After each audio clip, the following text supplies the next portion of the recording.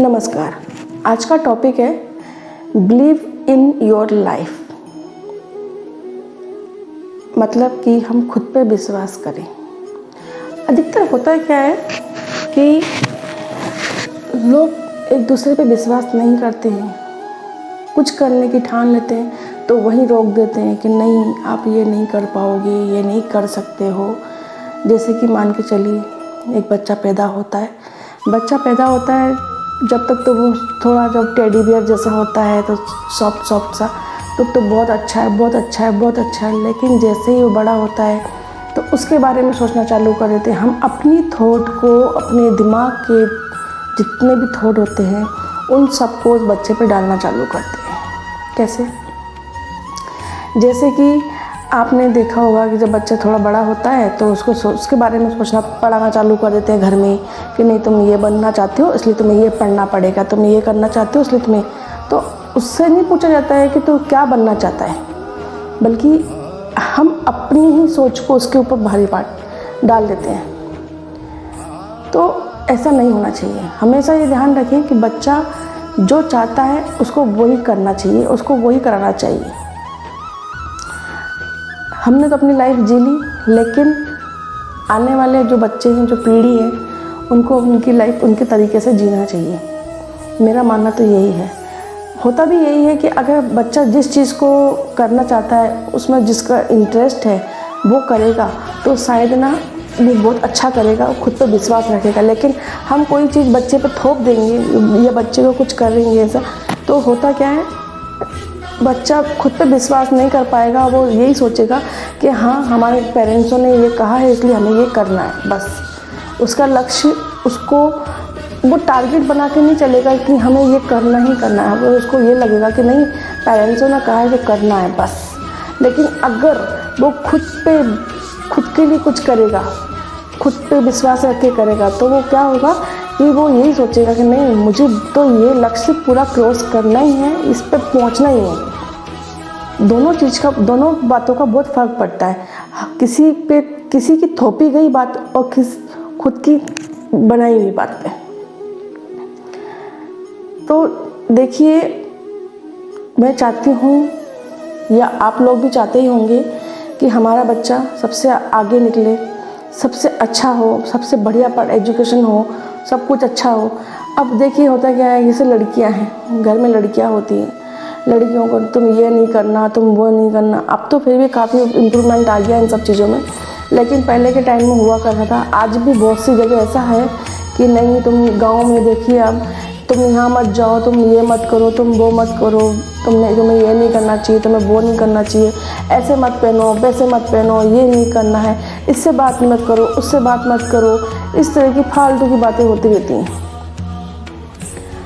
पता है कि माहौल ख़राब है, ये सभी को पता। हमें उनको संस्कार ऐसा देना है कि जिससे वो उस माहौल में बिगड़े ना कि हमें उन सब चीज़ों के लिए रोकना है। आज मान के चलिए, आप किसी कॉलेज में बच्चे का एडमिशन हो जाता है, ठीक है, उस कॉलेज या स्कूल में किसी के बच्चे का एडमिशन होता है, तो उस कॉलेज का माहौल बिगड़ा है तो हमें उसको संस्कार देना होगा कि नहीं, अब उसके लिए हम इसको कॉलेज से थोड़ी निकलवा सकते हैं कि नहीं, हम उसके लिए कॉलेज बनवाएंगे अलग से। ऐसा होता है क्या हम उसके लिए कॉलेज बनवा देंगे, उस कॉलेज की सेफ्टी रहेगी? ऐसा नहीं है। अंदर क्या होता है क्या नहीं होता वो हमें नहीं पता, लेकिन हमें अपने बच्चे को संस्कार ऐसा देना चाहिए कि जिससे कि वो आगे उस सब चीज़ को फेस तो करेगा। ये नहीं होता है कि वो फेस नहीं करेगा, फेस करेगा। उन सब चीज़ों को फेस करने के साथ साथ वो उन सब चीज़ों को समझे भी सही कि क्या सही है और क्या गलत है। बचपन से ही हमें अपने बच्चों को समझाना चाहिए कि क्या चीज़ गलत होती है, क्या चीज़ सही होती है। जैसे लड़कियों को समझाया जाता है बैड टच और गुड टच के बारे में, ऐसे लड़कों को भी समझाना ज़रूरी होता है।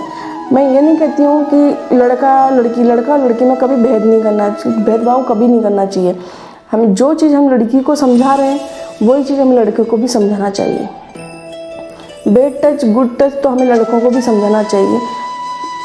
मान के चलिए बच्चा हमारा बड़ा हो जाए, बैड टच गुड टच उसको पता होगा तो शायद वो इस तरह की हरकत ना करे। वही होता है। और एक मैं आपको छोटी सी स्टोरी बताती हूँ कुछ मोटिवेशन के हिसाब से।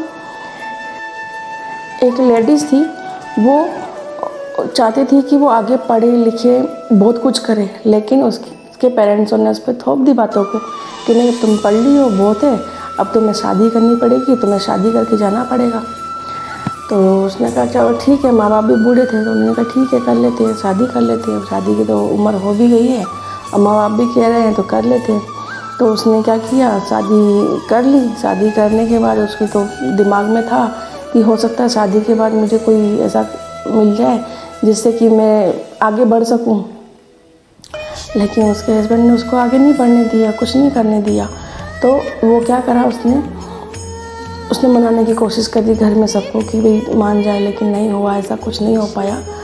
फिर उसके साथ क्या हुआ कि वो और उसके हस्बैंड दोनों कहीं घूमने के लिए जा रहे थे।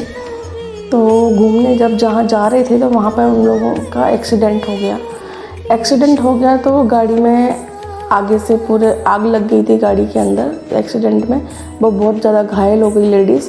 और वो आदमी जो गाड़ी चला रहा था, उसका हस्बैंड जो था, वो उस गाड़ी को ऐसे ही छोड़ के उसकी वाइफ को उसके अंदर छोड़ कर भाग गया। तो वो जब उसको होश आया तो वो हॉस्पिटल में मिली। तो उसने देखा कि मैं हॉस्पिटल में कैसे आई। तो उसने कहा कि आपका एक्सीडेंट हो गया था, इसलिए आप हॉस्पिटल में हो। बोले मेरे हस्बैंड भी थे। तो बोले हमें वहाँ कोई नहीं मिला, सिर्फ हमें आपके हस्बैंड, सिर्फ आप ही मिले थे, तो हमने आपको हॉस्पिटल में एडमिट करवा दिया। कि अच्छा। लेकिन जब कुछ दिन बाद उसको पता कि उसके दोनों पैर नहीं रहे, तो उसको बड़ा शॉक लगा कि अब क्या होगा। मैं तो लाइफ में आगे बढ़ने की कोशिश करना चाहती, लाइफ ने मेरे को बिल्कुल पीछे धकेल दिया। फिर जो लोग मिलने करने आते थे, उसके ससुराल से कोई नहीं आया, उसके हस्बैंड भी नहीं। फिर उसके कोई ने पूछा नहीं उसको आके कि भाई तुम्हारी क्या हाल है, क्या प्रॉब्लम, कुछ नहीं। फिर उसके रिश्तेदार वगैरह आते रहे और उसको डिमोटिवेट करते रहे, तुम दोनों पैरों से तेज हो चुकी हो, ऐसा वैसा बहुत सारी बातें। मतलब वो बहुत रोई। 6 महीने तक उसने अपने ऐसा क्या करती हूँ। लेकिन उसने सोचा कि नहीं, पैर नहीं है तो क्या, मेरा हाथ, मेरा मुँह है, बहुत कुछ अपने हाथों से बोल के कर सकती हूँ। उसने सोचा कि मुझे किसी का रिमोट नहीं बनना है, किसी के बारे में नहीं सोचना है, कोई मेरा रिमोट का बटन दबाए, कोई मैं कुछ करूँ, ऐसा नहीं बनना है। तो उसका सोची क्यों ना मैं कुछ करूँ लाइफ में, थोड़े छोटे मोटे से चालू करे। छोटा मोटा किया उसने विदाउट पेयर ही। तो ऐसे करके वो एक बहुत अच्छी अब कमाने लगी, बहुत अच्छा काम करी। और उसके बाद कि उसका हस्बैंड उससे मिलने आया। उसके बाद उसका हस्बैंड, तुम क्या लेने आए, घर आने कि तुम चलो अब मेरे साथ। तो उसने, मेरे पैर तो आज भी, कोई बात नहीं, पैर नहीं है तो क्या हुआ, तो उस दिन तुम क्यों नहीं है, तुम्हें आना चाहिए था उस दिन, तुम क्यों चले गए। कि मैं डर घबरा कि तुम क्या हो जाएगा, कुछ फिर अब जाती है आपके साथ। तो नहीं, ऐसा लगता अब तो तुम्हें चलना पड़ेगा, तुम मेरे साथ खड़ो। तो उस लड़की ने बताया अब दूसरी बात है, अब पीछे मुड़ के नहीं चाहती, आगे बढ़ ही काम करना चाहती हूँ, बिना पैरों के बहुत कुछ कर। ये सब देख के सोच कर कि मुझे अपना करनी है।